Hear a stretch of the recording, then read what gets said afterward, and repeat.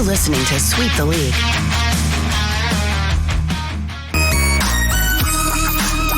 Hey, this is George Iceman Gervin, and you're listening to Sweep the League Radio.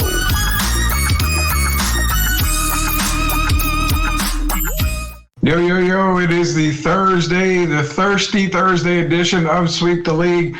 Rudy Campos Jr. joining you here from Sweep the League studio. Shout out to our sponsors, MCS General Contracting, Special Leaf Tea, Castro and Son Solar, and La Cocina Taco Truck, all sponsors of Sweep the League. We are almost to Friday, guys. We got one more day. It's going to be Friday. It's going to be a great weekend. The Big Three is coming to San Antonio this weekend. If you guys want to catch tickets and get tickets, be sure to grab them, man. It's going to be on Sunday. I believe it's over at Ticketmaster. You can get the Big Three tickets from there. You're going to see, a bunch of NBA stars from the past. You got Michael Beasley, Joe Johnson. You got a couple of guys that will be playing there. Jeff Teague's in there as well. You've also got coaches like George Gervin, San Antonio's own George Gervin's going to be coaching in the Big Three this weekend. So definitely an exciting weekend for some 3-on-3 basketball. More exciting than what we're seeing on Team USA 3-on-3 basketball. We're going to get into that in a little bit here. I don't want to spend too much time on that, but we're going to talk about it. Also this weekend, Saturday, Halftime Pizza. You got Big Poppy, Brandon Medina, and Sith Lord Elias are going to be hosting a SummerSlam watch party for you guys out there at Halftime Pizza. All you local guys in San Antonio, you want something to do, you want to go watch wrestling, they're going to be giving away prizes. I think there's 7 matches. They're giving away 7 prizes. So be sure to head over to Halftime Pizza. Tell them Sweep the League sent you. I'm going to try to stop by. I've got some stuff that I've got to do, but I'm going to try. I'm going to make every attempt to stop by this weekend over at Halftime Pizza for some SummerSlam. Who do you think is going to win? Maybe we'll talk a little bit about wrestling. Maybe tomorrow we'll get into that here as well. Boxing weekend as well. Tomorrow we're going to talk to Derek Gervin, hopefully about boxing as well. But nonetheless, it's an exciting weekend, guys. We're going to get y'all ready for the weekend. We're going to talk some Olympics tonight. We're going to talk some 3-on-3 basketball. We're also going to talk a little bit, NFL starts tonight, man. So we're going to talk just a tad bit about NFL, get everybody ready. And also Mike Trout is out for the season. We're going to talk a little bit about that as well. Let me bring on Hall of Famer himself, Derek Gervin. Derek is joining. What's up, Derek? How you doing, man? Good, man. I'm representing Sweep the League. Yeah, man. I'm doing fine. Yeah, we've got merch coming out. The bad thing is I keep saying that, but I keep getting the notice from the website, like, oh, you have to sign this. Oh, you have to turn this in. You got to do this paperwork. I'm like, Lee, okay, well, give me a minute here. Give me a second. Hopefully they'll make it easier for you. Y'all, come on now. Let's get on board. Here we go. Sweep the League. Yeah, those are like collector cups because that's when we were on the radio because it says Sweep the League radio show on there. So, yeah, definitely collector's cups. Chris Leha from MCS General Contracting. Shout out to Chris Leha. What's up, good gents? It's Thirsty Thursday. Crack a cold one, sit back and relax. Definitely so, man. Chris Gonzalez, what up, Rudy? What is up, Chris? How are you doing, man? Tim Gonzalez, apparently he loves the Blue Devils. I have no idea why. I'm going to figure that out one day, Tim. We will figure that out. Team USA 3-on-3 looked awful today. We're going to get into that because I promised we would talk about it. What up, Lehan fellas? What is up, man? Don't forget, Chris Leha is going to be joining me and the crew on Tuesday. MCS General Contracting is going to be on the show Tuesday. We're going to get a little bit into MCS General Contracting behind-the-scenes stuff as well as get some talking to some sports with Chris Leha. So he'll be with us on the show Tuesday. Team USA women's team won earlier today. We were saying that's the most dominant team. That's the dream team right there. Trout needs to retire or leave Los Angeles. We're going to get into that. Got some thoughts on that. Mario, gotta know, how are you? I was wondering how you're doing, Mario. Getting all the comments. Need one of those tees to my collection. Mario, I promise they're going to be released. I guarantee you. Just give me a little more longer. The merch is coming. We got a lot of merch coming as well. Speaking of that, because the merch is running late, we also had another guy running late. He's never late. He's always on time. It's himself here. It's Coach Gio, the future Hall of Famer himself, man. So what's up, Gio? You doing all right, man? Doing good. Just was running a little late, but never late than never. Hey, it's part of your NIL deal, man. Y'all can come in anytime y'all need to. There's no time clock here, okay? The only one that has to be on time is me. That's it. That's the only thing that has to be on time. But nonetheless, man, we got to get into some talk here. So this first segment is brought to you by MCS General Contracting. like we've been saying, you know, when you start something, whether it be a business, a family, a home, whatever, foundation is the key. And that MCS General Contracting, they lay the best foundation. They are the masters at that. They're going to be able to build you a pool. They're going to be able to get that driveway put in. You know what? They're going to be able just to start the foundation for a house if need me. If you're own a business, you need a parking lot done, contact Chris Lehan and the boys at MCS General Contracting, proud sponsors of Sweep the League. Big news of the day. And, you know, I mean, we don't talk political stuff on Sweep the League. We kind of keep it as is, and we keep it sports related. This being a sports related topic, I want to get you guys' opinion on it. It's a very popular topic now. Earlier today, obviously with the Olympics going on, you had a boxing scene that ended up happening. Algeria's, you gotta forgive me, Aman Khalef, basically was boxing against Italy's Angela Carini. 46 seconds into the match, Carini just said, you know, enough's enough. She took a punch. Now, the whole thing behind it is, you know, it's the transgender talk with Khalif basically, you know, transgendering, you know, men, women, you know, I really don't know how to word it pretty much, so you got to forgive me on that sense. But I don't follow a whole lot of political, I don't follow a whole lot of news, anything like that. But nonetheless, she ended up quitting 46 seconds in. A lot of people are talking about, hey, it's, you know, it's wrong. It's, you know, you've got to be able to separate, you know, lines. There's got to be lines drawn. There's got to be this. There's got to be that.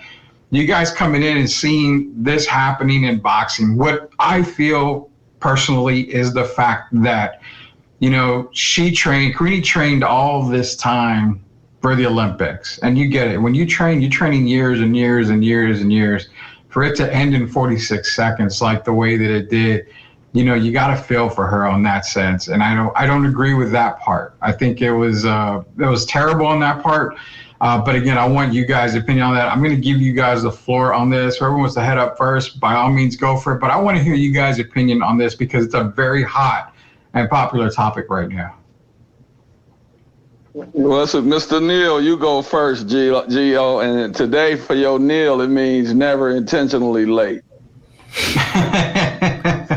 Well, this was definitely an interesting topic in the last 24 hours. I mean, it's been viral everywhere you look on X, Facebook, YouTube, and if you have MySpace, it's probably on there too.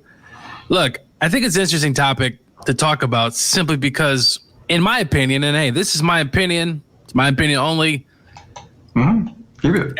You need to separate it. A woman should be against a biological woman at the end of the day.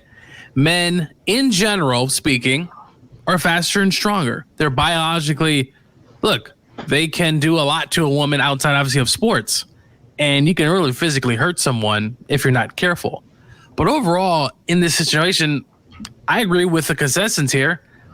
If you want them to have their own, Rudy, sort of kind of transgender in the sport of boxing, I have no problem with that. But a woman technically fighting a man, I just don't agree with it. She's spending, 4 years training to fight a woman. Now, your definition of a woman, I'm not going to get into all that on this show because no, we don't do anything like that. We can talk about that for days. But in this topic here of the Olympics, a woman should be fighting a woman, a man should be fighting a man. And if you want to have transgender have their own spot there, I completely do not disagree on that. If that's perfectly fine, if you want to do that. But I agree with most of what the consensus is. It's not fair. And really, the fact that she quit, she's been training for this. Yeah. And for her to quit, I think it took a lot out of her, but she felt like, hey, I have no chance. I have no dog in this fight. And that's the Olympics. That's what's showing this. I disagree with the committee to have that fight happen because, to be honest with you, it just doesn't make any sense. It doesn't. I mean, I fully agree with the consensus too. I mean, you've got a biological woman against biological woman. Yes, I do understand that completely. Now, the question that I posed in my mind was all this released pre-Olympic competitors. I mean, do you have ideas of who you're fighting or potentially fighting? You know, that's something that I don't know too much about. I'm assuming because you know who qualifies for the Olympics ahead of time.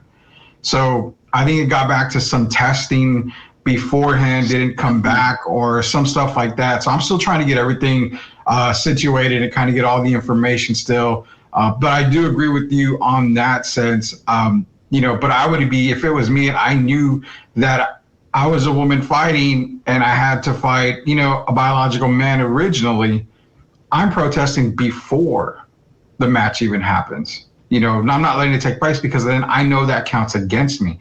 That counts as a loss. But again, that's just me. So, Derek, the popular thing today and the most controversial thing is all happening at one time, and it's at the Olympics when you have the boxing match, that happened this morning. What are your thoughts on that?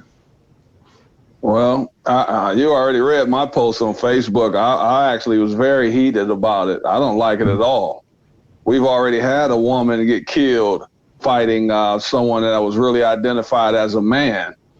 And to even let them get in the ring and fight, man, I think it's a travesty. And if that's my daughter, I'm really hot under the collar. Yeah. That young lady trained 4 years. And I have to say the positive, though. I want to thank Jake Paul, reach out, because Jake Paul gave her an opportunity. He's talking about her being on one of his undercards in the near future. So that's a positive that comes out of this. But, yeah, I don't like it at all. The difference when you're in the ring. This young lady didn't just start fighting. And the difference between a man and a woman's strength.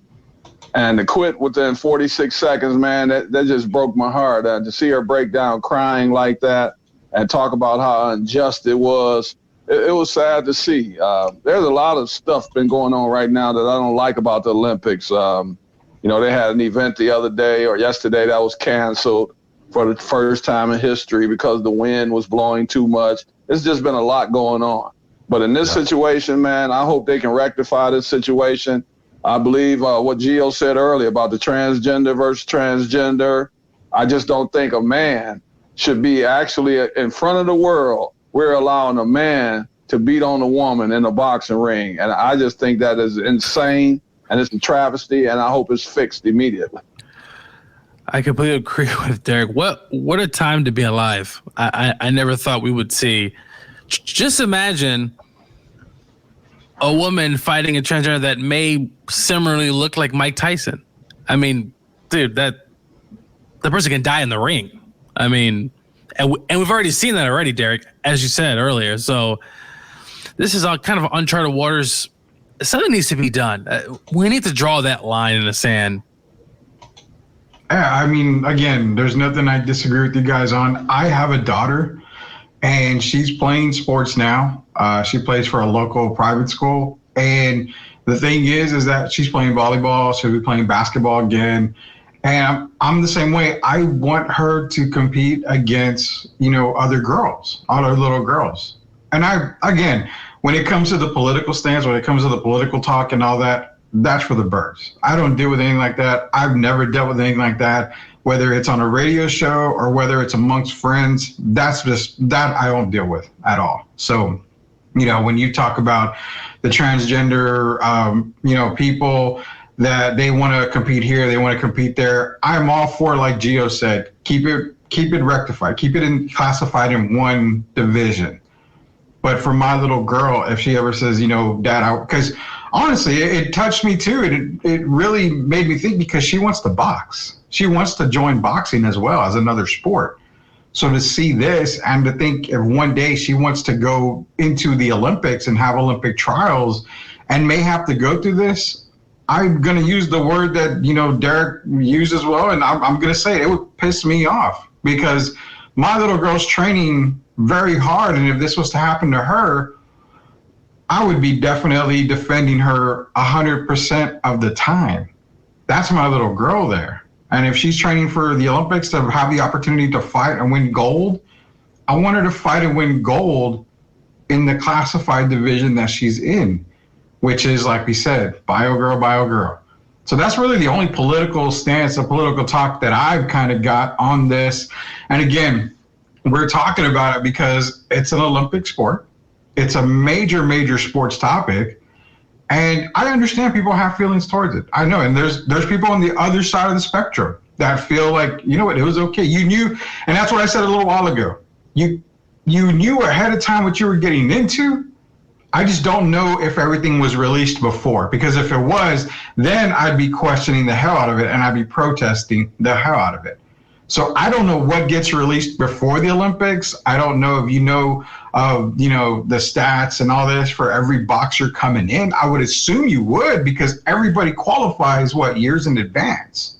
So you should have an idea. So that's my part where I'm like, okay, something has to have been done years ago. It just can't be like, okay, we're boxing and then all of a sudden, this happens. This should have been rectified a long time ago. I mean, am I wrong on that sense? If I am, by all means, tell me. We always talk everything here on Sweep the League. So by all means, if I'm wrong, let me know, because I just think this should have been done a long time ago, where we wouldn't have to seen that sad moment today with her having to quit. Yeah, I'm not sure how that I got to assume they know who's in it, right? Really, for a while, simply because it's kind of like in the NBA, like you kind of know what teams are qualifying. I could be wrong. I'm not really caught up on the Olympics. Yeah, I haven't watched a whole lot of it this year, besides obviously some NBA. But regardless, if she knows or she didn't know, I think in the next Olympics, a line needs to be drawn, and you need to separate this, because what's going to happen is these Olympic Games are going to get more wilder out there, and we're going to see some things that we thought potentially we've never seen, and even in the next Olympics. Yeah, for sure. Derek, you got anything more on this subject? Or?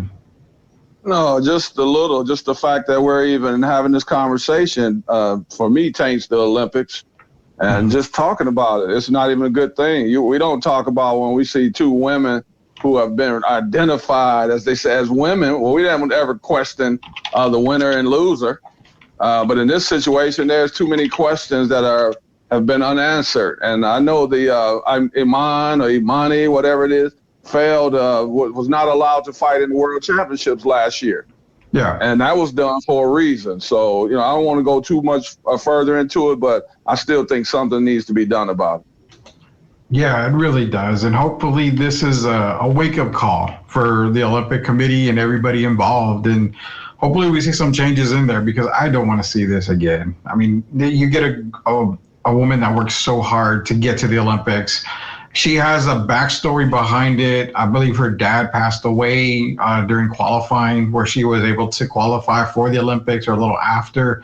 So there's a lot behind the story in itself. So it was a real sad scene to see. Mario Cavazos, transgender female boxers versus female no gloves but brass knuckles to make it even is the only way. I mean, probably so. I would say so. That would make it pretty damn even. That's what I love about everybody on the chat. We always get someone that can make us laugh and in tough times. But speaking of Olympics, before we go to our first commercial break here, 3-on-3, man. I mean, I know Team USA is struggling. And I'm just going to say they kind of suck right now. But, I mean, even I had better performances at the Round Ball Ruckus, on those tournaments than these guys are having. And my teams didn't even really win a whole lot. But why is it that Ice Cube puts a Big Three league on with former NBA players, and even at that, former stars in the NBA?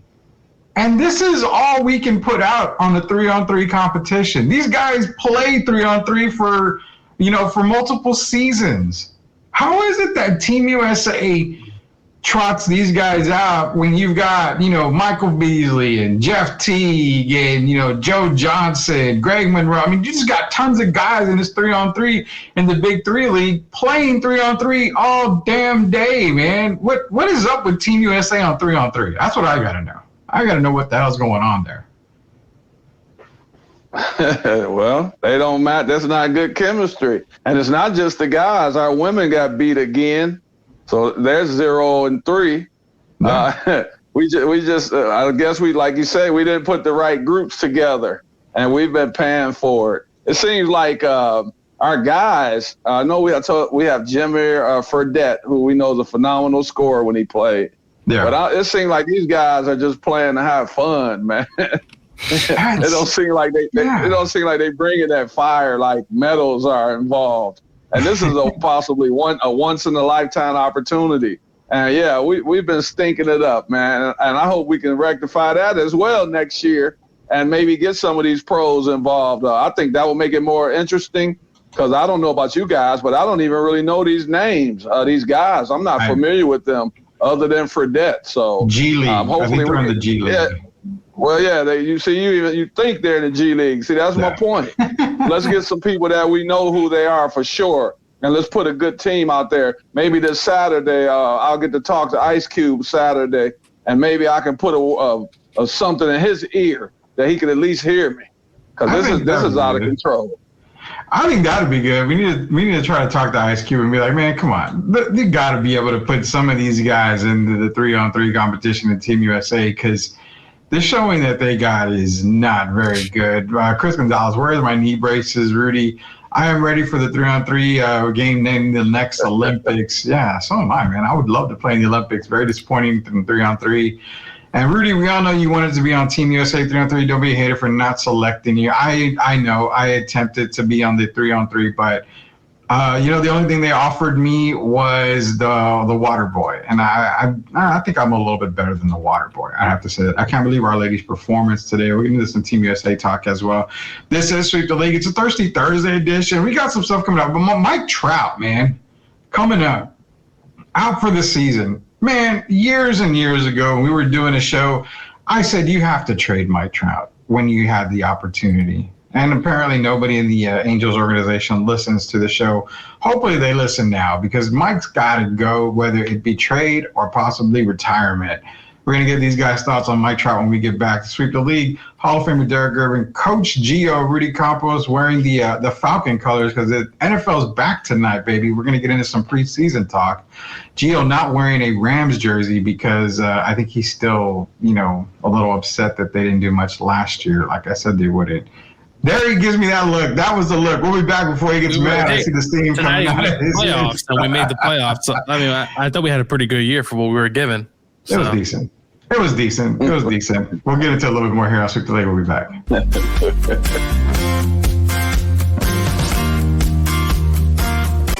Are you looking for a contracting company that gets the job done right the first time? Look no further than MCS General Contracting. MCS specializes in top quality concrete work, including patios, driveways, foundations, and swimming pools.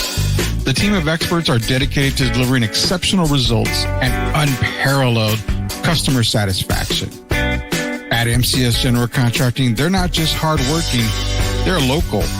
Based in San Antonio, they are committed to building relationships and trust within the community.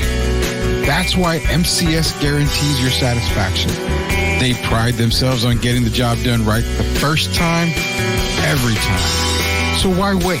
Contract MCS General Contracting today to schedule your project and experience the difference for yourself.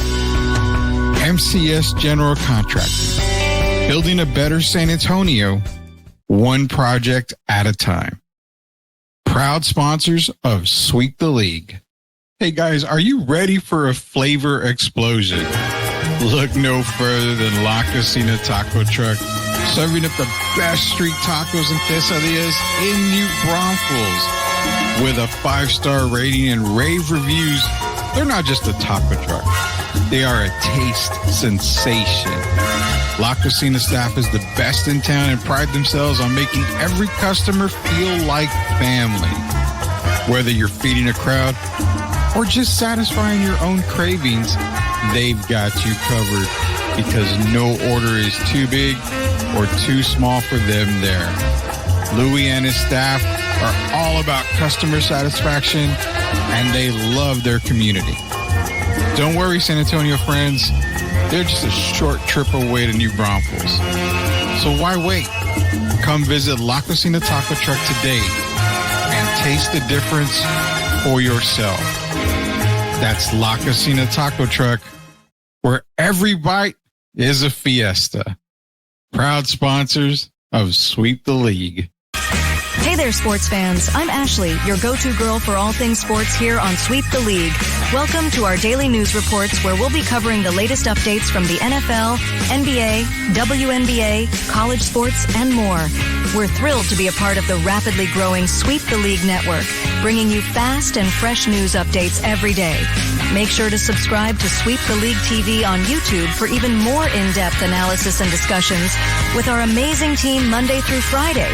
Huge thank you to our incredible sponsors in San Antonio for their support. We couldn't do it without you. So let's get started. I'm Ashley, and I'll be sweeping the league for you every day. Stay tuned for the latest sports news and updates. Pops the mastermind, got the team what we need. 5 rings deep, we the Dynasty Kings. From the Alamo Dome to the banners we bring. Respect the game. Yeah, welcome back to Sweep the League. Shout out to Ashley, our Sports Minute girl. So shout out to her for providing sports minutes every single day. It's the STL Sports Minute with Ashley. You can find that on Spotify. We'll be sharing it out to everywhere else as well. Shout out to also MCS General Contracting, La Cocina Taco Truck, Special Leaf Tea, and also Castro and Sons Solar. This next segment is brought to you both by MTS General Contracting and La Cocina Taco Truck. La Cocina Taco Truck in New Braunfels. Short drive to get satisfied. All you people in San Antonio surrounding areas, head over to La Cocina this weekend. They're open Thursday through Sunday, 8 p.m. till the last person leaves. The best street tacos, best quesadillas. You know, maybe some of you are getting tired of me saying that. The reason why I keep saying it, because it's true. It's 100% true. Louis and the staffs are the absolute best. The best quesadillas and street tacos. You don't believe me? Try it for yourself. I guarantee you're going to be back more than once. In fact, probably going to go back 30 times in a month easily. That's La Cocina Taco Truck. Proud sponsors of Sweep the League. Mike Trout, it comes out today that, you know, Mike Trout's going to be out for the season. And then the question started to pose, man. You know, should Mike retire? I've already said a bunch of times that you should trade Mike Trout. And the reason why, it's got the same feeling of Barry Sanders and Calvin Johnson. He's just kind of wasting his ways, you know, with the Angels. But the sad part is that I don't think he ever really wanted to leave. He just wants to be an Angel.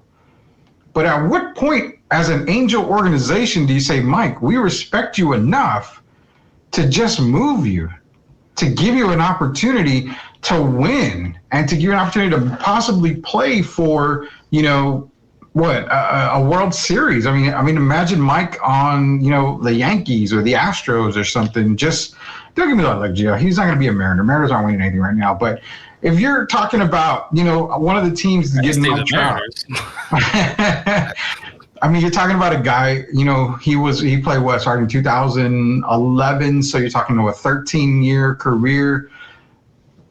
By now, the guy should have done a whole lot more. I mean, you're talking a generational talent, man. But Mike Trout, retire or trade? That's the question, because he still has some left in him here.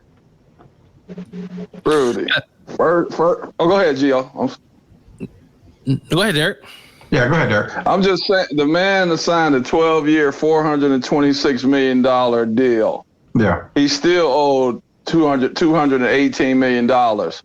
He hasn't played after the All-Star break. He's only played 41 games in the last 4 years.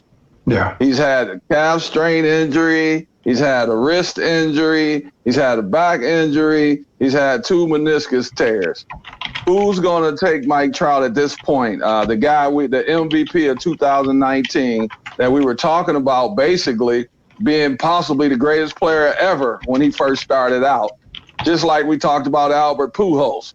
But now you're looking at him now. He hasn't played. So you know what they say, what's the best? You know the saying. What am I going to say? Availability, right? Yeah. What's the best ability? Availability. He's played 41% of his games since between 2021 and 2024. I don't think any contending team is willing to basically come out of their comfort zone and try to get Mike Trout, as great as a player as he was. He doesn't play. When people get on Kawhi about not playing, what about Mike Trout? The guy's played 41% of the games in the last 4 years. Crazy, right? That both him and Kawhi are both LA guys, and they rarely play throughout an entire season. I don't know if that's just irony or what it is, but you're right about the availability. The thing with Trout is if he goes to a better team, I mean, then you come to the fact of, are you asking for a whole lot, from him? That's kind of the way I kind of look at it like that. Like I mentioned, say he goes to, the Mariners. I'm going to use the Mariners as an example. Shout out to Louis Luna. Again, Louis, man, La Cocina Taco Trucks. Appreciate you joining us tonight, Louis. Thank you for being a sponsor. We're humbled for you and Leija and everybody else being a sponsor for us here at Sweep the League.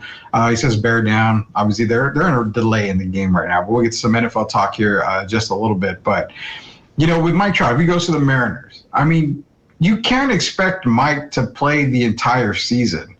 But with him going to a contending team, and I mentioned the Yankees, the Stros, teams that are pretty much in contention every single year just about, or even a Mariners team who's up and coming, because the Mariners are technically a young team still. They got a lot of young players. A veteran like Mike Trout benefits the Mariners getting him. So that's what I'm saying. I think if you're LA, you're trying to move him, even though it's tough to move that contract. You're a GM on another team. You're thinking, okay, it's Mike Trout. I'm gonna get something out of him when he does play. I won't need, MVP Mike Trout. I just need, here and now Mike Trout, basically. That's kind of what I'm looking at, Gio.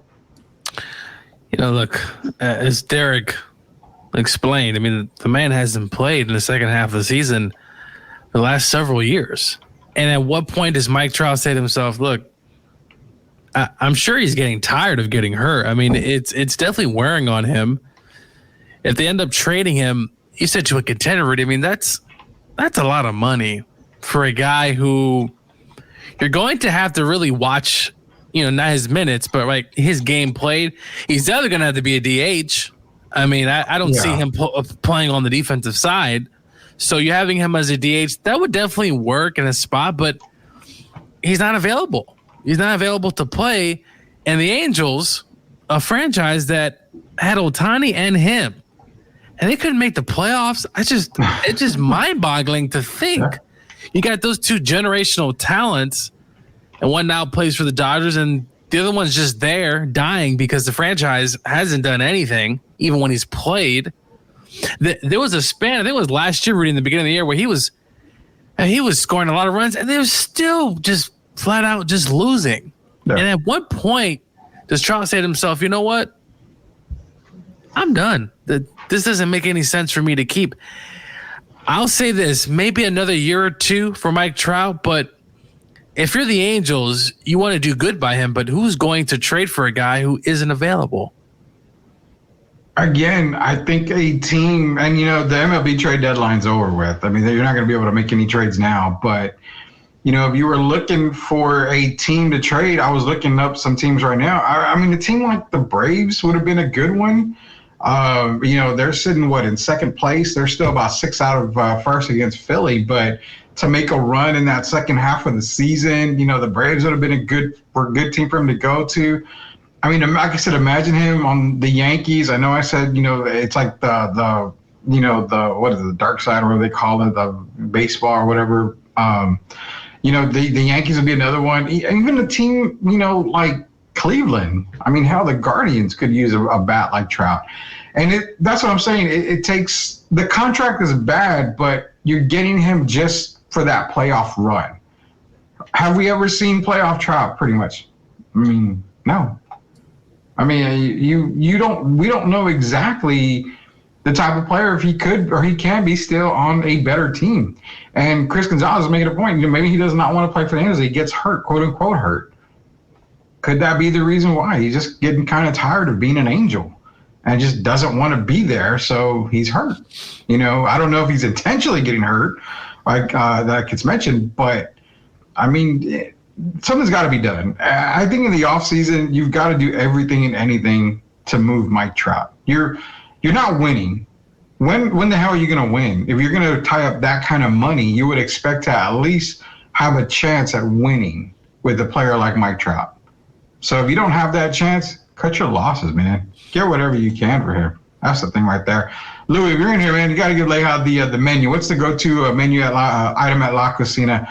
The street tacos, I know that. I mean, everybody talks big time about the street tacos. Did you ever have the tacos at last weekend, Rudy? No. I didn't have them last weekend. I'm trying to get. You know what? I'm not doing anything tomorrow night. I'm texting Louis when we're done here. I'm gonna see if I can head over tomorrow night, grab them, because I've got the big three. I got a party going this weekend. I got stuff that we're gonna be doing this weekend. So I know I'll be able to make it this weekend, but I'm gonna hopefully go tomorrow. And if I do, I'll take a video for you, Gio. I'll take a video for you. That way you can watch me eat the taco and be jealous yourself, man. So yeah. I'll listen. If I want to have a taco, I'm having a taco. But you and Derek are like in shape. Y'all have the shape, man. No, not me. I'm just saying. I have been going to the gym and I have been lifting and pumping some iron, so I'm definitely getting a good. I'm getting slimmer. My body composition's changing a little bit, but tacos to me, they fit in my calories a day. I'm eating about 2,000 calories a day and under. So if they fit in there, I'm going to eat my tacos. I had tacos today, 4 of them for dinner. So 4 tacos. Do you eat gluten-free tortillas? That's what Leha wants to know. No, I did not have any gluten-free tortillas. No, I normally do. So I do have a brand that's an almond flour tortilla, but today I decided almond flour tortilla. What in the hell is that? It's from a brand called Siesta, and they have a ton of different gluten-free products. Yeah. So, but today I did not. Today I had corn tortillas. So, and I don't feel any guilt or anything like that. I'm gonna wake up tomorrow and go right up to the gym and feel pretty good. So, I feel guilty eating bad. I do, and I just started. My daughter gets, she gets the cheeseburger meal at McDonald's. She doesn't eat the fries. I eat the fries. I feel guilty for eating the fries. Now, for granted, it's not the large supersize me fries. It's just regular medium fry. But I mean, I don't know, man. As long as now, of course, I'm eating healthy. Like I'm eating a ton of protein, salads, veggies. But there are days where, hey, I might have a little bit of extra calories. I might be able to fit this in. And I've come to the conclusion where, hey, I'm not going to hate on myself because I had a few extra tacos. I'm not going to gain that weight in 24 hours, right? It takes probably a few weeks of me eating tacos consistently for me to actually gain weight. So I'm in a good feeling. I'm having certain foods that I want. Now, a lot of foods I'm not eating. Like, I'm not going to McDonald's and having Big Macs. Like, of course, I'm not going to be eating that, but I can twist and I can make variations of foods to my way of my liking. I'm kind of a creature of habit, Rudy. So I can eat the same thing every day and literally not get tired of it. Like I can have the same thing. So lately I've been my wife gets pissed off at that because I can eat Chipotle every day, all day. I can it's like I can eat the same thing every day.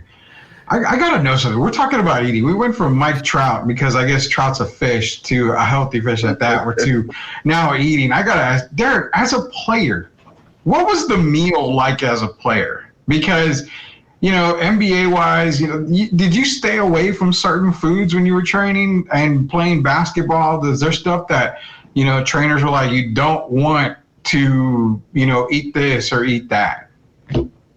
No, I basically did it my way, as Frank Sinatra said. I ate what I felt like eating. I just made sure if I kind of splurged and ate a little too much, I made sure I worked out. Like Gio said, just the following day, I just made sure I got a good workout. But back then, it wasn't. They didn't talk about your diet as much as they do today. And, we didn't have some of the stuff that they can, all the different diets, all these people that's working with the teams. Yeah. We didn't have all that, the nutritionists and all that. We didn't have that when I played. You're on your own, and they just try to trust you to make sure you take care of your body the best way you could. But I ate what I wanted to eat, man. I didn't eat the Big Macs like Gio said, but I might have ate a couple of quarter pounders. And I just made sure I worked out hard to work it off. Interesting story about that. I was watching a video. Who was the first kind of credited college football team to have the first strength and conditioning coach? Florida. Nebraska. Really? Cornhuskers. They were credited with, many have said that they were the first to have the strength and conditioning. And we know now every team, college football, and probably even at the high school level now has the strength and conditioning foods. I mean, the NFL, I mean, Rudy, I'm sure you've heard and seen it. I mean, every player is on a dietary plan, right? Yeah. They have foods they eat. You know, I know for a while Aaron Foster was a vegan, and, you know, so every player does their own thing. Of course, offensive linemen are probably consuming a lot more calories than your typical maybe kicker or punter. But yeah, I'm on the lines of Derek. I'm trying to stay obviously healthy, eating the good foods, but there are going to be days where, hey, I'm going to go a little bit higher of my calorie count. But if I want to have a taco, I'm having my tacos. I got you, man. Lay has given you stuff. We got some comments here. No freaking way. No mames. Gluten-free tortillas. Like, what? I'm shocked too. I didn't know there was gluten-free tortillas. Is keto free? Is keto tortillas the same thing as gluten-free? Because I've seen keto tortillas. I've never tried them. They have those kind of those mission low carb. Like slapping grandma on the face for eating, but there's a brand. And all that, man. Come on. There's a brand called Siesta, and they have a lot of gluten-free Mexican products, and they have almond flour tortillas, which honestly, they actually taste pretty good. Now, they're not the authentic corn tortillas that I love, but if I want to have a day where I'm keeping the calories low, I want to keep it more gluten-free, I'm going to go that route. So there you go. So Louis from La Casina is saying that the go-to meals, you got mini street tacos, quesadillas, burritos, nachos, asada fries, and corn in a cup. I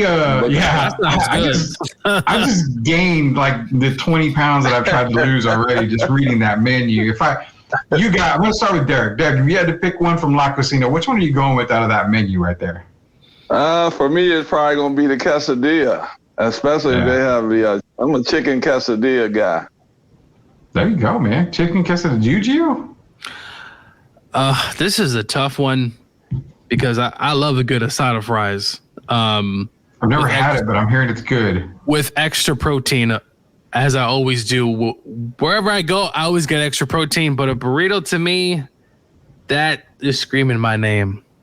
I know for a fact, Rudy, if I lived in San Antonio, I'm probably gaining a lot of weight. I just envision myself getting tons of weight. Well, I mean, that's the tough part. San Antonio, I mean, I'm not going to lie, man. San Antonio has been, one of the biggest cities, when it comes to big people. It's been on the list forever. And I contributed to that for many, many years. And trust me, before I die and go see, my Lord and Savior, I'm going to be a fat guy again. I'm going to go out with a blaze of glory, and I'm going to eat everything that I used to eat because I definitely want to get into that. Brianna Stewart today, Derek, we're getting this. I promise we'll get this from Team USA talk. So Louis telling everybody here, if you go into La Cocina, name drop Sweep the League, he's going to take care of you. That's the perfect reason. Another reason to go to La Cocina Taco Truck. Louis will take care of you. Just drop Sweep the League. Hey, say, I heard you all guys on Sweep the League. He's going to take care of you. Does Louis have gringas? What is pastor quesadillas? And Leia saying asada fries are his favorite. Opening at 8 o'clock. Yeah, Thursday through Sunday. Man, 8 till the last person leaves. So pastor tacos with some onions and cilantro. That is an ultimate combination. I'm telling you right now. And Louis basically saying, "What are gluten-free tortillas?" Yeah, we don't know what gluten-free tortillas mean. Look, guys, Gio, let me tell you, they got a place over on the east side of San Antonio. They got a food truck off East Houston and I-10. And then somebody just mentioned the pastor quesadillas. Man, you talking about some of the best food. I had to get away from that truck. The burritos, the quesadilla, you name it. But I mean, really good. And it's right off East Houston and I-10. Really good. I completely believe it. I've sent Rudy videos over the years of places in San Antonio. I'm like, dude, people actually eat this food on a daily basis. Yes. I mean, there was a place in San Antonio that had these pancakes, and it's like the size of my head. I was like, dude, is it I think it's Joe's. It's probably that one. That's a historic place, yeah. So When Gio comes, Derek, we're gonna have to take him to a couple of these places. Now, I'm not gonna eat. I mean, that is no way. But Dude, I'd rather be probably on a pretty strict, you know. You got to be on a strict diet. I'm gonna drag you to Rolando's Super Tacos. That's a staple in San Antonio where the taco is literally bigger than the plate. I mean, it's a massive taco. Hildebrand.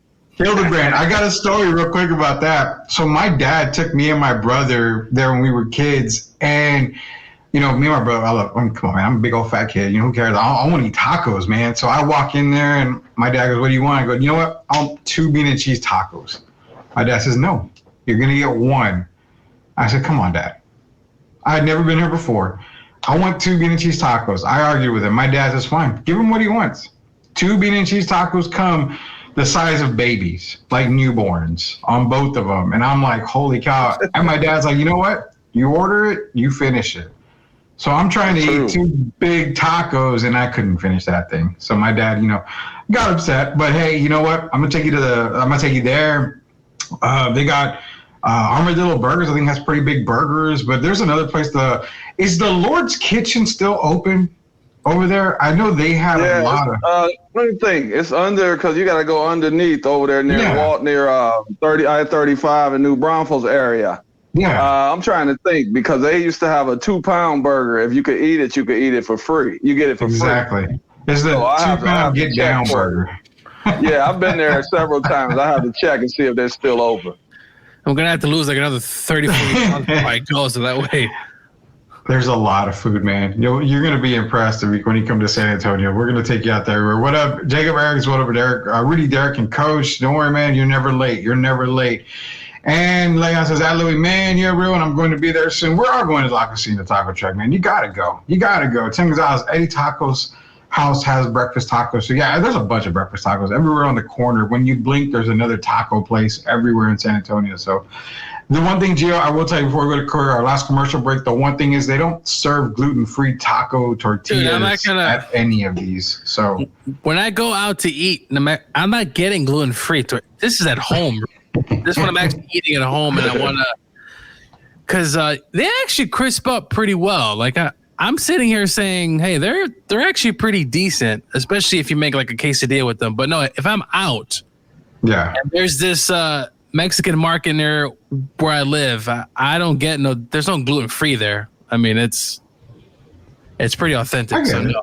And we got a first time commenter in the chat here. I've been busted talking about Rolando's. That is my wife there commenting Rolando's. I think she wants me to go back to Rolando's because she misses the fluffiness that I used to have, and the big bear hugs and all that stuff. So my wife commenting there. Hopefully she doesn't drag me to Rolando's anymore, because I took a long time to lose this weight. But Rudy, what about Taco down the street on Hildebrand and McCullough?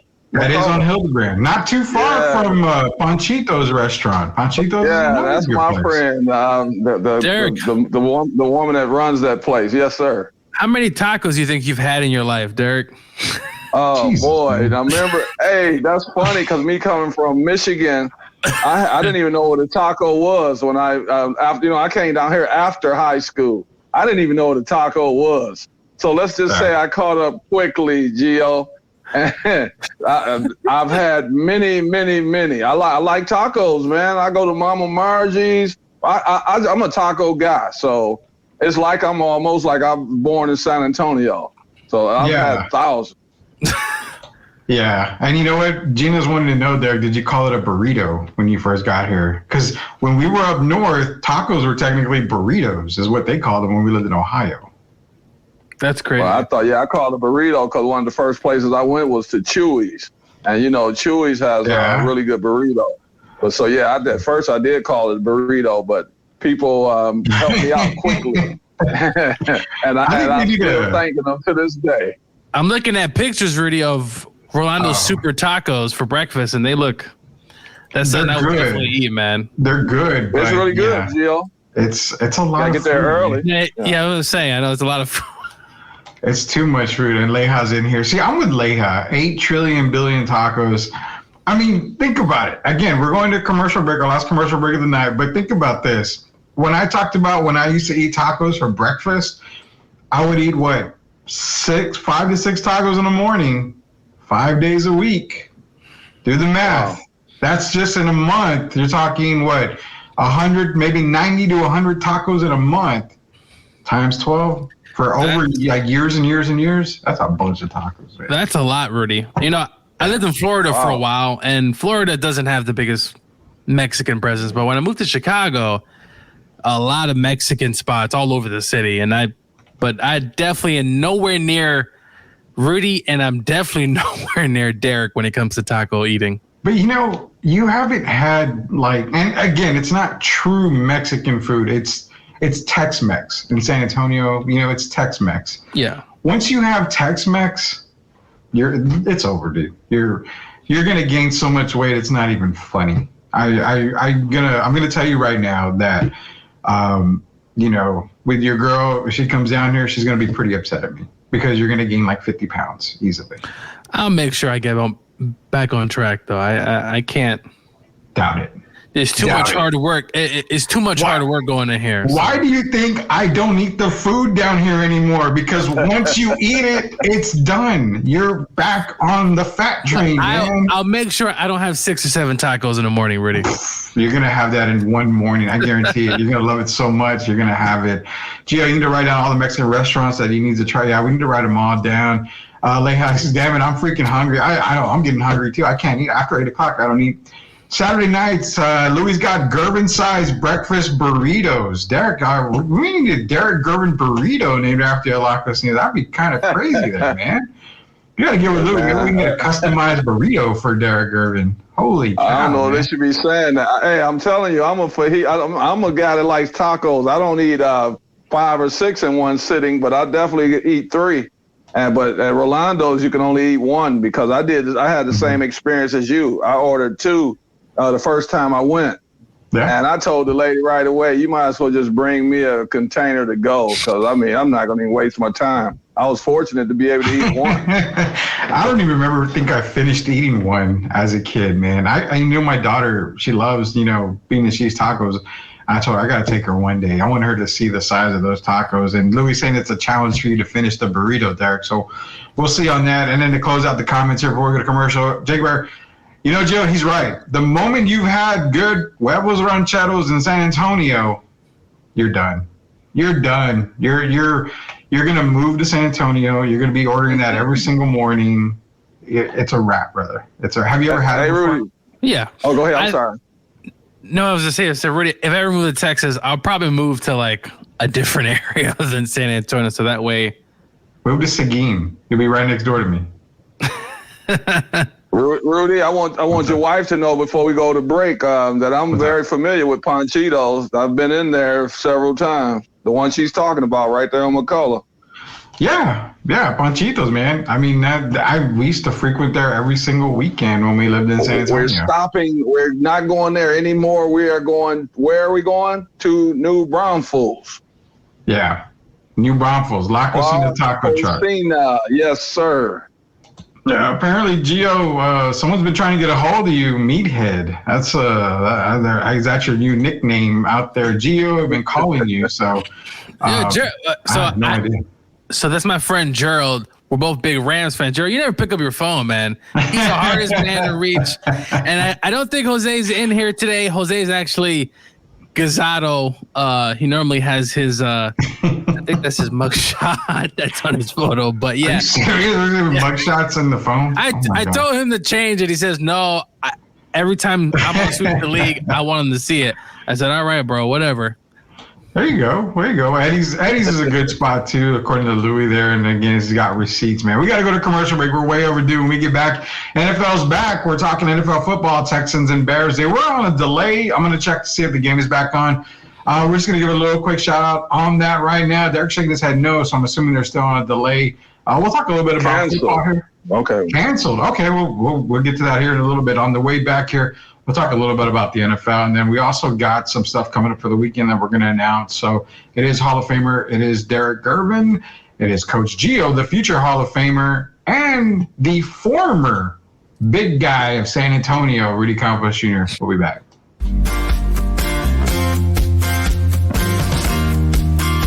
Howdy from Texas. You've got to be tired of the sizzling electric bills and the Texas heat, right? Well, partner, we've got the solution for you.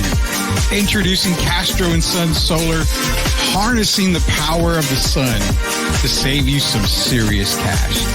Their top-notch solar panels will have you soaking up the savings in no time. Imagine lower electric bills, a reduced carbon footprint, and the satisfaction of going green. Their expert team will take care of everything from installation to maintenance. We're talking hassle-free, worry-free, and stress-free solar solutions. So why wait? Join the solar revolution with Castro and Son Solar. Let the Texas sun shine bright and your savings shine even brighter. Castro and Son Solar, empowering your home one sunbeam at a time. Call them today and let's get this solar party started. Can you imagine a world where nature meets wellness, where every sip you take nourishes your body and soul? Introducing Special Leaf Tea, a line of 100% natural, ready-to-drink iced teas crafted to boost your immunity and energy. With 4 unique flavors to choose from, as in hibiscus blueberry, tangerine ginger, pomegranate blueberry, or the original, you can indulge in the perfect blend of taste and nutrition. Their teas are carefully crafted with 2 times the antioxidants and no added sugar. They're known to help with blood pressure, hypertension, type 2 diabetes, cholesterol, weight management, and even provide natural energy without caffeine. Join the movement towards natural wellness. Order now at www.specialleaf.com and start sipping your way to a healthier, happier you. Special Leaf Tea. Nature in every sip. Proud sponsors of Sweep the League. Spurs fans, are you ready to stay ahead of the game of the San Antonio Spurs with the best coverage in the business? Tune in to Locked On Spurs, the daily podcast that brings you expert analysis, exclusive interviews, and all the latest news and updates for your silver and black. Join Jeff Garcia, the most informative and entertaining host in the game, as he breaks down all Spurs news and notes, interviews the biggest names, and keeps you locked into all things Spurs. From Monday to Friday, get ready to start your day with the best Spurs coverage in the business. Don't miss out on the expert opinions, the hot takes, and the can't-miss guests. Make sure you're locked in with Locked On Spurs. Subscribe to their YouTube channel now and stay ahead of the game all season long. Locked On Spurs. It's the best Spurs coverage in the business. Don't miss out.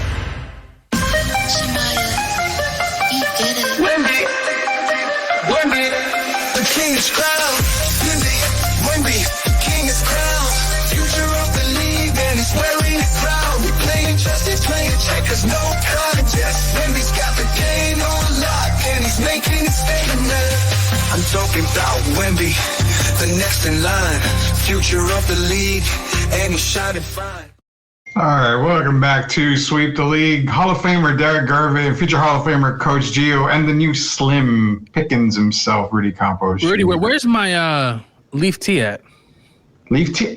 You sent me your address, right? Yeah. Okay, I didn't overnight it, so you got to give me a break, man. I'm a poor guy, man. You can't expect me to overnight stuff to you. You live like, I don't know, like a million miles away, so it's going to take a while. I didn't send it Pony Express either. So yeah, it'll get there. I was just curious because I saw the commercial. I said, you know what? Rudy puts this commercial on every day, and I still haven't even drunk any of this tea. It's coming, man. Golly, give me it's coming. That's fun. I'll tell you what. When you come down to San Antonio, I'm going to send you back with like cases of it, so that way you can take it back with you up to. Yeah. I get to the airport. It says, "Sir, you can't bring all this tea with you." Because they're going to steal it. They're going to keep it for themselves. That's that great, man. It's that great of a drink there. But nonetheless, hey, it's a Sweep the League. It's the Hall of Famer Derek Gervin, future Hall of Famer Coach Gio, Rudy Campos Jr., providing some coverage tonight. NFL's back. So this last segment that we're going to be talking about here, it's brought to you by everybody. Special Leaf Tea, Castro and Son Solar, Also brought to you by MCS General Contracting and La Cocina Taco Truck, all proud sponsors of Sweep the League. Quick announcement, man. This weekend, we have the Big Three coming to San Antonio, so grab your tickets now. The Big Three, former Spurs legend, hometown favorite, George Gervin, one of the coaches for the team out there. You're going to see a lot of great former NBA talent, a lot of great players out there. Be sure to go ahead and check out the Big Three this weekend. Also, Saturday night is SummerSlam night. Brandon Medina and also Sith Lord Elias, they're going to be having a party at halftime, SummerSlam party at halftime pizza. Be sure to check it out. They're going to be giving away prizes, basically. So there's 7 matches. They're going to away 7 prizes. Check it all out. We have a big, big weekend ahead of you. There's a lot of stuff going on. Boxing matches tomorrow, Derek. Hopefully we can talk a little bit of boxing, get everybody ready for the fight coming up this weekend as well. So just a really big weekend. But one thing is for sure, the NFL is back. Tonight you had the Hall of Fame game canceled because of weather, but the Bears ended up beating the Texans 21-17. 21-17 Bears. Well, I don't think Caleb even played, right? No, Caleb Williams didn't play. That's why they won. No, he That's didn't. why they ended up winning. He didn't play. I was hoping, because when I saw that the Bears scored early, I said, all right. I checked the box score. I said, this man didn't even freaking play. So go figure the Bears would do that. Probably don't want to put your star quarterback. I would have loved to see him at least one drive, Derek, just to kind of see what he's all about. But I know they don't want to get him hurt, and it's raining out there, and so it wasn't raining at the beginning. Could have ran one play, but it's okay. It's okay. You don't. As the number one play. pick, I probably think he should have played, and maybe if there's more preseason games. This is an extra game. So the Hall of Fame game is that extra game for both teams. True. They still got other games to play, so I expect them to play. But nonetheless, man, the Bears did win. Brett Rippon was the man tonight, 166 yards, 3 touchdowns. I know he's way better than Caleb. That's Brett Rippon last year, and if Gerald's on the call, he'll know. Brett Rippon started a game for the Rams. Yeah. May have been one of the worst quarterback play I've ever seen. And he started a game because Stafford was out. And we could have got Carson Wentz instead of Brett Rippon, but we decided to go with Brett Rippon. Don't know why. Who knows? Rudy, how do you spell his name? Brett Rippon? Is it Rypin? Yeah. Is he related? Is he Mark Rippon's son? He's Mark Rippon's son. Yeah. I couldn't tell. Oh, stop, man! Come on. I couldn't tell, Derek. Come on. I mean, It's just one game. Come on, man. When I saw the Rams last year, now he was thrown to the fire at Lambeau. I'll give him that. But give me a break. The last child to be, a big time player? Ken Griffey? I mean, we're not talking Bronny. We're not talking, Marcus Jordan or anything like that. I mean, come on, man. Give me a break, bro. Tim Gonzalez. Tim, listen. I believe Shedeur is going to be a franchise quarterback. I truly believe that with his father. For who? Yeah, his dad does a lot of stuff that's out there. But look, he's been in the NFL, and I think Shedeur is going to have a good. I can't wait because me and Rudy have these things going on. We got he doesn't believe Shedeur is a franchise quarterback. Well, no, he's not. But I mean, he's going to be. He's going to be thrown into a franchise situation. I mean, let's not be. And real. Rudy believes that Texas will beat Georgia. So a lot's riding on this season for me. One of those is going to hit. One of those will hit. I will throw all those against the wall and watch all they'll beat Georgia, and then the next week they'll lose in Vandy. So, Jesus, man, Jesus, Derek, we got NFL starting, man. And the other day, actually, I believe it was yesterday, we were talking and we said, legitimately, you and I have the exact same Super Bowl picks as of right now in the Jets and the Lions. And Gio loves at the Rams and gets mad because I'm taking the Lions over the Rams again. But legitimately this year, this is going to be a year where I think we're going to see some teams make their way that they're not supposed to, in my opinion. Obviously, the Jets being one. Now, the Jets with Aaron Rodgers, they're going to be, big time. But how much do you believe that the Jets are that team in the AFC? Because people are like, you're forgetting about the Chiefs. You're forgetting about Mahomes. Well, they're also forgetting the defense. They did downgrade this offseason. Well, what about the Bills? What's Josh Allen? And who else? We talked about the Chargers. I mean, there's so many other teams, but I think the Jets actually stand out more than a lot of the other AFC teams. Now, with the exception of Houston, but I have a little bit more faith and experience than I do in still a young team personally. I just think Aaron wants to come back and have a great year. That's if he's healthy. But, of course, everyone wants to have a great year. One thing about the Jets I will say is they have I believe going into the year, they definitely have one of the top defenses in the league. And we kind of saw that. They got better over the course of the year last year. And I think that'll carry over. And then when you bring in the Hall of Fame, first ballot Hall of Famer Aaron Rodgers, that, of course, if you keep him healthy on the offensive side of the ball, I think he helps improve their offense. They only averaged 19 points a game last year. And I think with him, he's never averaged less than 22 points a game. So I think just having him on the offensive side of the ball, and he's got a lot of weapons around him. For me, they would be my team starting off right now. They would be the team I would pick to meet the Detroit Lions. I can't change from that. I would still say the Jets have the highest ceiling. Yeah, and that's the way I'm feeling too. They have the Super Bowl defense to go along with an explosive offense. It's just a matter of, can you keep Aaron healthy? We saw a little bit of a health issue with his ankle, I believe, in the earlier part of training camp. But, I mean, he's fine right now.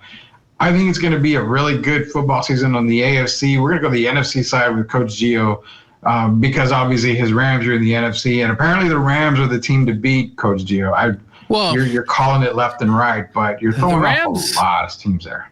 The Rams have had some injuries so far in camp. I'm getting these weird vibes that I'm hoping this is not a season where Rams are having injuries, because their guard that they got from the Lions, he's going to be out until probably day one. Havenstein, our right tackle, is hurt. The Rams also lost a corner out for the year. They're dealing with some injuries in camp. They got to get that hopefully under control. But the NFC is going to be wide open. I think there's an opportunity there, obviously, for the Rams to get in. But besides the Rams, look, I'm going to sit here and lie to you if I don't say Detroit is not the top team right now. San Francisco, obviously, look, they've been in these games the last several years, but the window of opportunity, is it starting to just shut just a little bit for the 49ers? They had some contract disputes going on there. Trout Williams wants a new deal as well. Do the 49ers take a slight step back? Is Detroit, and I know Derek's going to be happy, is Detroit that team, Jared Goff, to get them to the Super Bowl? I couldn't imagine sitting here and seeing the Lions in the Super Bowl just because of obviously how the franchise has been. With the Detroit Lions right now, the Eagles, I expect a bounce back year from the Eagles. Now, I want to see their identity, because we talk about Saquon. How are they going to manage that balance of receiver to running back? Because we know they got divas at the wide receiver position. So can they balance that? I expect the defense to improve. Vic Fangio is now the defensive coordinator. I suspect their defense will vastly improve. And look, can the Atlanta Falcons, Rudy's team, can Kirk Cousins put this team on his back, Derek? Yeah. Well, without breaking an ankle, no. But They say he's the franchise quarterback. Can Kirk Cousins, look, we saw a few years ago, Matthew Stafford, right, comes over to the Rams. Can Kirk Cousins have that type of impact? I think he could, but I just think that Kirk Cousins eventually, in the words of Danny Green, we are who he thought he was. Yeah. And somehow, some way, is Kirk going to kind of live up to that? I don't know. But quickly, I'm going to throw the Falcons' name around there as a team that maybe Tampa, I got to see Baker again. But right now, I'm going to go with the Lions, Rams, 49ers, and Eagles as being the class. And obviously, the Packers are going to be there. I want to see Green Bay do it again. Jordan Love's tremendous quarterback. I think he's going to have a really good season. And the Cowboys. Everyone's favorite team. Everyone's favorite team, Derek. I was said just going to ask you, man. Mike Zimmer, and nobody mentioned the Cowboys. A few months ago, y'all thought I was crazy when I said, I don't think the Cowboys are going to make the playoffs. I'm going right now saying I don't believe the Cowboys make the playoffs. Wow. Wow. Not 12-5? I think Dak Prescott, first of all, he don't like the way he's being treated. Who knows if Dak, I'm not saying he's going to sabotage games on purpose, but I don't think Dak's going to be in a rush without a new deal going out there and really laying everything on the line. This is a team. Derek, tell me where they got better in the offseason. Please tell me. Well, they have Mike Zimmer for one, the defensive coordinator, right? They did bring back Mr. Cabo. I don't know. I know he's not going to play. He's not the same guy he was when they gave him the $90 million. The same. I'm not even sure who that guy is anymore. I don't know who that guy is. Once they take care of CD, I believe in the Cowboys. Remember, now Jason Garrett, I used to call Mr. 8-8. I call Mike McCarthy Mr. 12-5. So the last 2 years they went 12-5. I could see them being 12-5 again. They're going to make the playoffs, and I think they're going to be one of the best teams in the NFL again. Do you think, though, Derek, the fact that they didn't give McCarthy an extension, that he's essentially just a lame duck coach waiting to be fired? Yeah. Sometimes that goes the other way. Guys use that as motivation, including the players. And I think they like Mike McCarthy. He's made some or didn't make some decisions. We talk about adjustments during the game, and we know he's sometimes come up short. But guys still have to remember he has won a championship. And I think he's played well. I think Jerry believes in him. Stephen Jones believes in him. And if this is his swan song, hey, so be it. But I think he wants to play, have a good team this year, and I think they'll do well. Because remember, now you're still putting this on your resume in case it doesn't work out after next year and some other team is knocking at your door. So I think the guys are going to support him. I think Micah Parsons is going to be hungry. I think Dak's going to be hungry. I think CD's going to be hungry. And I think they're going to have a good team. I would agree with you if the owner wasn't Jerry Jones, because it seems like Jerry has something to say about McCarthy every day. So, but the beauty of it, time will tell, Derek. In a few months, once the season starts, we'll see where Dallas is headed. It's going to be interesting. That's true. It's going to be interesting. You know, it's funny. We have over 1,200 live with us on the stream. That's more than the Cowboys are having at training camp right now. I think we're succeeding on one side when it comes to the Dallas Cowboys. This is America's podcast. We're growing, man. We're blowing up, man.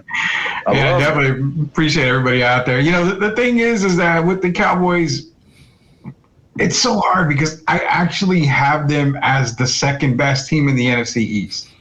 In the NFC East. Oh, okay. Oh, East. Yeah, no, in the East. I mean, that's not in the NFC. In the NFC East, I actually have them as the second best team. But it goes back to this when you talk about the NFC East. Are we really expecting the Giants to do anything? If you're Malik Neighbors and you're kind of seeing what I'm seeing in training camp, it's looking decent. I mean, he's gotten a little bit of a rep with Daniel Jones right now. But do we expect the Giants to do anything? No. Now, a surprise team in the NFC East could be the Commanders. I won't lie. They could be a surprise team in the NFC East right now if we're looking at it. I just don't trust the Eagles a lot, man. You know, it's like I said, you added another diva. And you know what? Barkley's not a diva, but you added another superstar to an already superstar offensive-laden team. Somebody's going to bitch about not getting the ball, man. They will, Rudy, but with that talent and with the defensive guys they've drafted and also drafted this past season, I just feel like this team is going to get it together and figure out a way. Now, I'm not saying they're going to win the Super Bowl, but this team just too much talent. To me, Dallas, your number one pickup was Ezekiel Elliott, and that's really saying much. Now, obviously, in the draft, they did get some players there, but I just don't think they did enough. I thought teams got better, and Dallas really didn't do much. And I get it, but Jerry did say he's all in. He's all in, Derek. He's all in. But I couldn't tell Jerry because I didn't really see anything you really did. He didn't really do anything. Jerry. So, Jerry's a businessman. I just think the Eagles are going to get it together. They're going to figure out, and they better, because Sirianni, if he doesn't, this organization is not afraid, guys, to fire coaches. No. They're not afraid to fire coaches. Do you really think Travis Kelce, I mean, not Travis, you think Jason Kelce would have retired if he saw Super Bowl potential this year? I still think he would have. He talked about it the last few years. You know, they did have that doc on him, I think, with him and his brother on Amazon Prime. I'm not sure if y'all checked it out, but yeah, he was going through a lot with his body. I mean, it seemed like to me his body was breaking down, and it was only a matter of time of him to retire. So I'm going to say I don't think it wouldn't have mattered. I think he still would have retired regardless. Yeah. Simply because of what I saw on that doc was he could barely walk sometimes. I mean, he was at the age where it's probably time to give it up. But of course, losing him is going to be big. But I think they're moving Cam Jordan's inside at center. I think Cam will be fine. I think this team is, and look, they got that illegal, 1 yard push that's still in the league. So they're going to be able to get first downs and move the ball. And I think they'll win 10 games. I just think they have too much talent. They got talent, but I always go back to the mentality of that Eagles team. I mean, can they keep it together? Can A.J. Brown be okay with not being the guy sometimes and, letting Devontae Smith? It kind of reminds me of Antonio Brown when he was in Pittsburgh, which I thought was kind of odd to me. But then you figure out what type of guy AB was. Now, obviously, you could also have CTE, but we could talk about that another day. He would get upset, guys, if he didn't get the ball and they won, which just shows you. And also, AB recorded Tom. Remember in the locker room in a playoff game of Tomlin talking about Bill Belichick. He recorded that. Yeah, and that just sums it up. AJ Brown, listen, man, you're a talented player. Just play within the offense. If it's your day, it's your day. But I know he's not going to listen to us. He's got to pout on that sideline like he did a lot last season.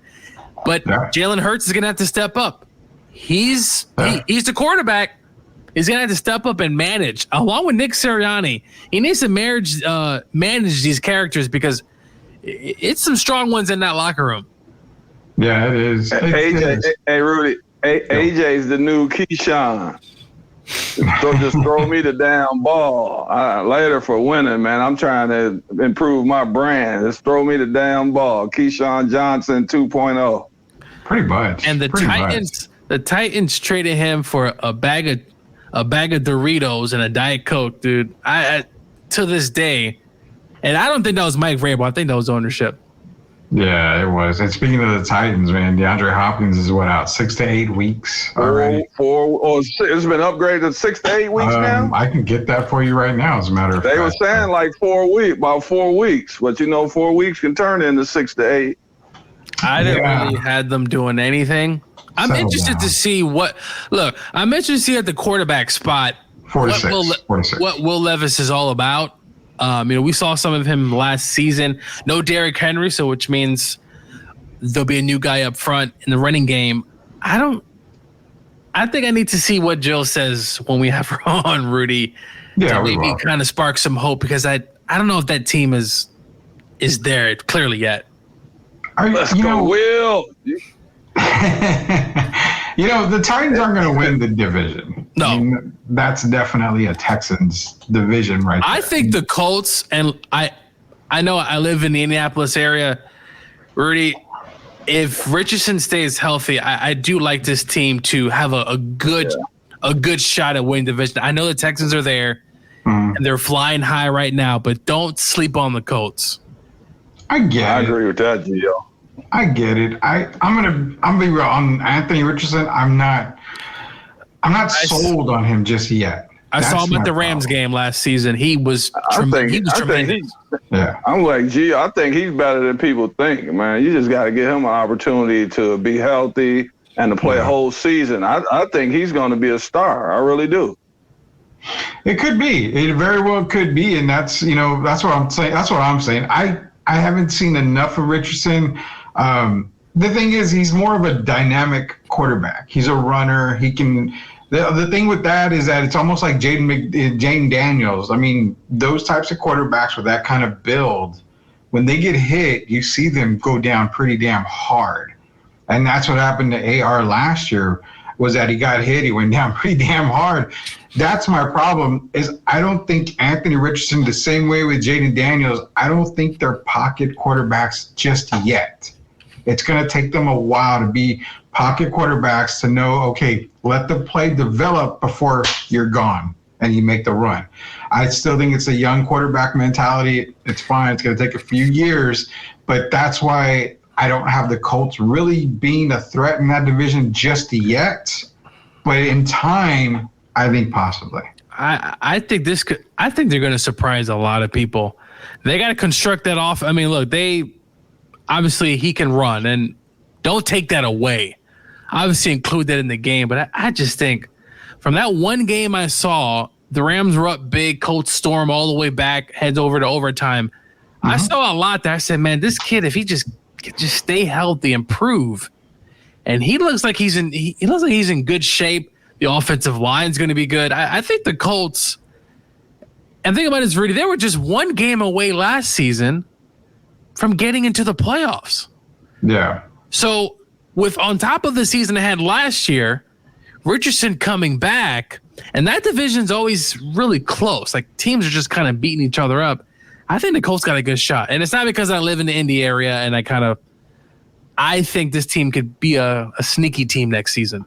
You know, and that's another team. We talked about the AFC North probably being one of the most competitive, if not the most competitive division, but the AFC South can also be that, because this is why I talk so highly about Tennessee. You get DeAndre Hopkins back before the season starts. It's 4 to 6 weeks, Derek. So you were right. 4 to 6 weeks with DeAndre Hopkins injury. He comes back. You have Will Levis, who's, he's a young quarterback. Now, the running game isn't great. I mean, you have Tony Pollard there is going to be your starting running back. You have Tajay Spears, again, not great. But what I love is that they are able to protect Will Levis on the left side. They have both J.C. Latham and Peter Skorinski.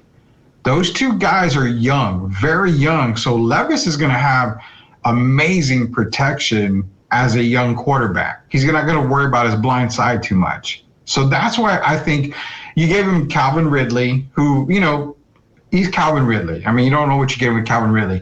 You're getting a veteran DeAndre Hopkins, but the biggest one for me was Tyler Boyd. You're getting three really good receivers that are going to be beneficial for Will Levis. So not only that, they also have, what's his name, Okonkwo, the tight end. Yeah. So they've got weapons for them to succeed. And on the defensive side, you're not slacking. You went out and signed L'Jarius Sneed. You've also got Amani Hooker, Jeffrey Simmons, Harold Landry. You got Gibbons. I mean, you've got a lot of players on the defense. Simmons is a beast. He's a beast inside. I know he had that little incident with a media guy. Yeah, with the media guy, but Simmons is the real deal. I just got to sit.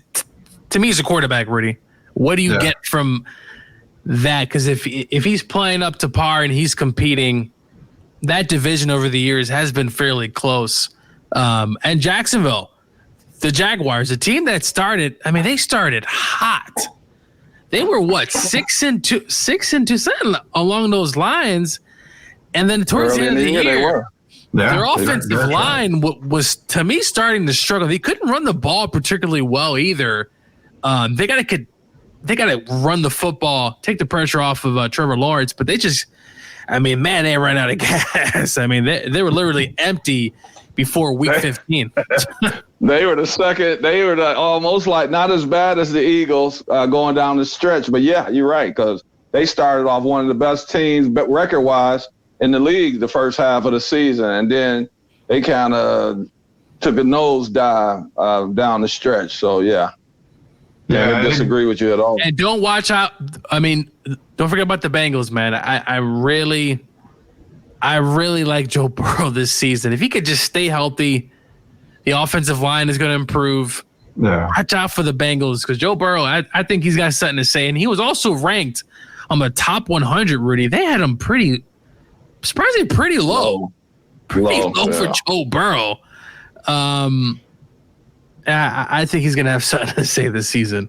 I think, yeah, it was funny when you posted the beam of him and Cody Rhodes, unfinished business. Dude, they're calling him Eminem, but honestly, when I saw that, I said, dude, he's going to finish the story this year. And if the Bengals go on to get to the Super Bowl and obviously won the Super Bowl already, we're going to go back to my clip and say, Gio said he's going to finish the story. Now, a lot has to happen. You got to get a little bit lucky and, a flip of the ball here, a catch here. One thing I want to add real quick before we leave, the Raiders, Rudy, did you see one of the Raiders players making fun of Patrick Mahomes with the Kermit frog? Yeah, I did. And Mahomes basically said, I'll deal with that later on, basically. And now I think it was a rookie, if I'm not mistaken, who did this. Why? It's the Raiders, dude. Why? I will say this: Antonio Pierce, he probably kind of liked it a little bit because that's something that the Raiders would do.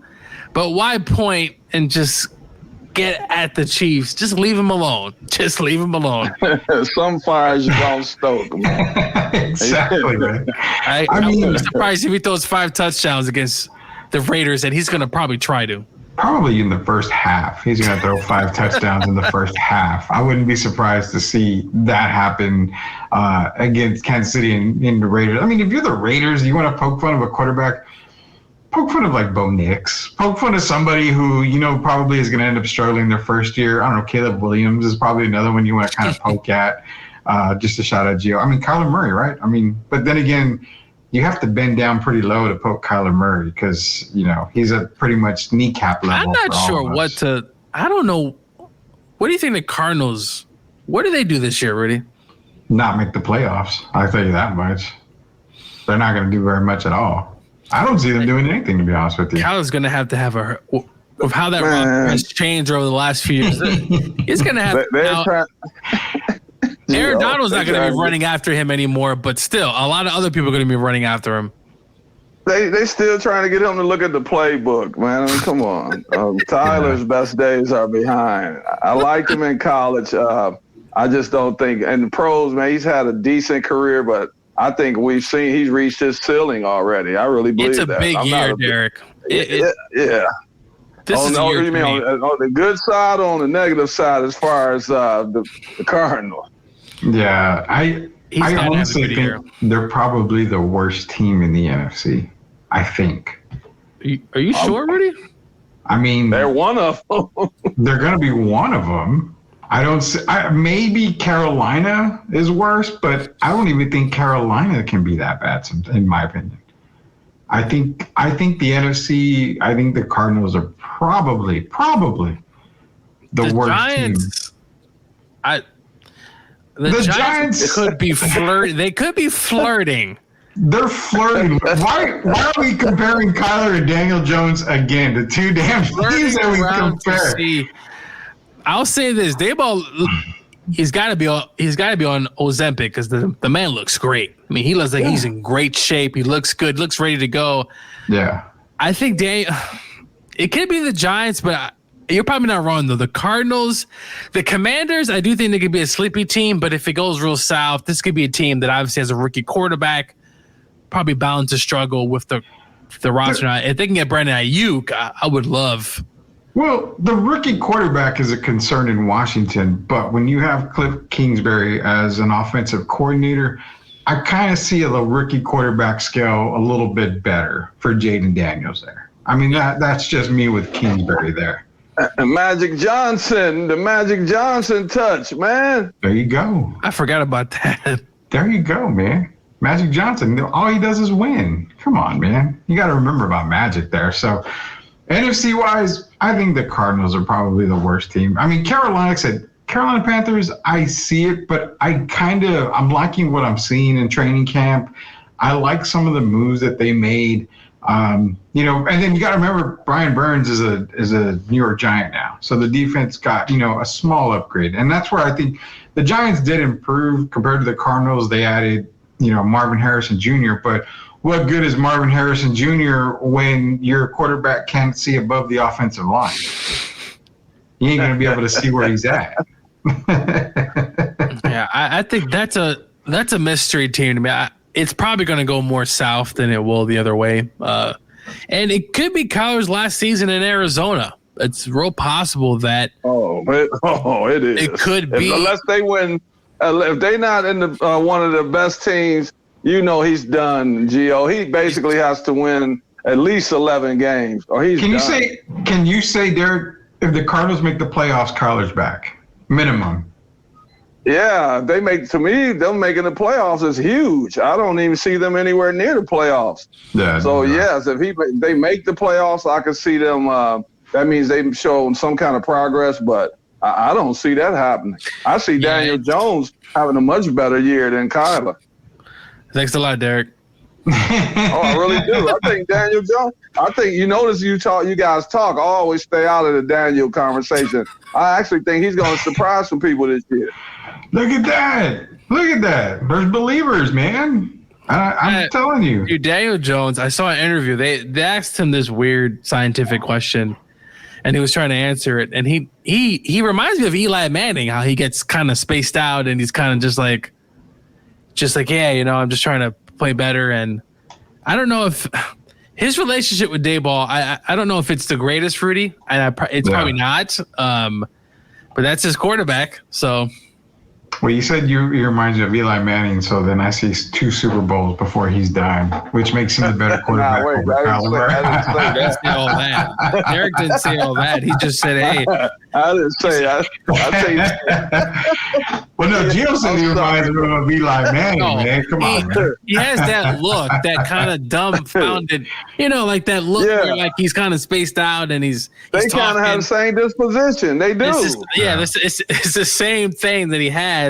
So that's all I'm relating. I'm not saying he's going to win 2 Super Bowls and beat Patrick Mahomes. Could there be a quarterback that, like, how Eli beat, Tom in the Super Bowl twice? Could there be a quarterback on the NFC side, Rudy, you think, that could have like that Eli Manning type of scenario, which he beats Patrick maybe 2 or 3 times in the Super Bowl? Oh my God. Oh man. Yeah. I'll say Kirk Cousins. No. I'll say Jordan Love. I think Jordan Love has the potential to be that Eli Manning person against Patrick Mahomes in the NFC. If I have to go with one person, I think Jordan Love is that guy. Yeah, I can see that. I agree. Yeah. And a lot of it has to do with, the team they put around him. But it's weird because we've only got 1 year of Jordan Love, and it was a great year. But I've always said it, and in basketball terms, I know Derek, because you kind of given me the look a couple of times when I mentioned it. It's almost like basketball terms. You have a great year, a la Tyrese Halliburton had a magnificent year last year. I never discredit what he does on the court. I never discredit what Jordan Love did on the field. I just need another year of it in order for me to say, okay, he's here. He's now. It's ready right now. He's ready to just go. So that's what thing in basketball terms. I want to see Halliburton do it again next year for Indiana. Be that guy, get him back to the playoffs. Make some more moves, get them closer. Same thing for Jordan Love, because we know when you have a good year that first year, that's a whole year for a defensive coordinator to scout you and make all the necessary adjustments. So if he has the same type of year this year, Jordan's ready. But yeah, we're looking at one guy in the NFC. I'll take Jordan Love against Patrick Mahomes and have that, Eli and Tom Brady type of matchup there. But whereas if it was ever a Super Bowl matchup, I would take Jordan Love. So nonetheless, man, it is, we kind of went a little overboard, but no worries, man. We're talking NFL. We're talking anything and everything. Tomorrow's Friday. We're going to get you guys ready for the weekend. It's a Friday edition. It's a fun Friday edition of Sweep the League.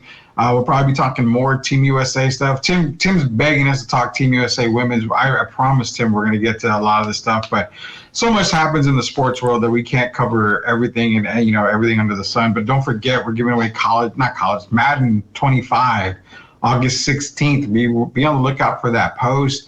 We're going to be giving away the Madden 25 coming out August 16th. You got to be a member or a subscriber on YouTube. Go to YouTube, search at Sweep the League TV, be a subscriber for your chance to win a copy of Madden 25. Like I've also said, we're going to do a TikTok giveaway as well. The TikTok's going to be a massive one. Well, go ahead, Derek. Rudy, before we get off the air, quickly, for Tim, I'm going to address Tim because he asked me about it earlier. Tim, I thought that Belgium played well. It kind of made me nervous as we moved down to the quarterfinals for the U.S. ladies. But yes, we gave up a lot of, they ran a lot of pick and rolls, Belgium, and a lot of cuts to the basket. And so that was kind of sad for me to see. Most of their points were 2-point shots. They didn't hit a lot of three-pointers, but they didn't attempt a lot of three-pointers. The Team USA played well. Of course, Breanna Stewart and Asia Wilson carried us again. But yeah, I got a little nervous seeing Belgium get so many cuts and pick and rolls to the basket. So I just wanted to address that because I know you had asked me about it earlier. Yeah, there you go. And that's what I'm saying. We'll talk more about Team USA as we go on. I appreciate everybody joining us here tonight. 1,300 on the live stream strong tonight. I appreciate everybody joining. Loved every single bit of it. Again, tomorrow's the Fun Friday edition of Sweep the League. So be sure to tune in tomorrow. We go Monday through Friday at 9 o'clock. Shout out to our sponsors, MCS General Contracting, La Cocina Taco Truck, also Castro & Sons Solar, Specialty. Shout out to Locked On Spurs as well. I'm going to hopefully be joining Jeff for our Locked On Spurs episode soon here, so be on the lookout for that. Also, real quick, October 11th through the 13th, we'll be at Big Texas Comic Con. They've made another huge announcement, so be on the lookout. We're going to be giving away tickets to Big Texas Comic Con as well. You can go join us over there at Big Texas Comic Con. We're going to be doing a lot of the coverage for everybody there at Big Texas. So for Derek Gervin, Coach Joe had to end up going right away. For Hall of Famer Derek Gervin, it says Rudy Campos Jr. Until we sweep the league again tomorrow, we'll see you later, Knuckleheads. Have a good night, everybody.